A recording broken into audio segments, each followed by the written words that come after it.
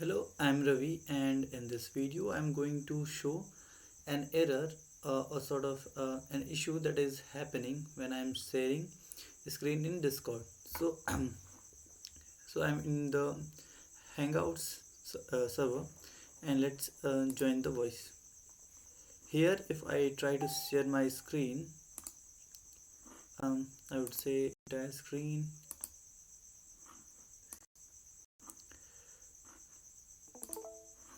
Okay, so now here, if I try to so that's again happens. So now if I try to hide this by clicking this button, this won't disappear, but I want this to be disappear, or it should appear on the top bar. That would be nicer, but it's not working.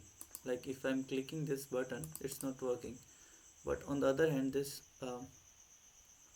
stop sharing button is working properly. Like it works. So this is the issue. Can So I want someone from the community to uh, see this issue if you have time. Thanks.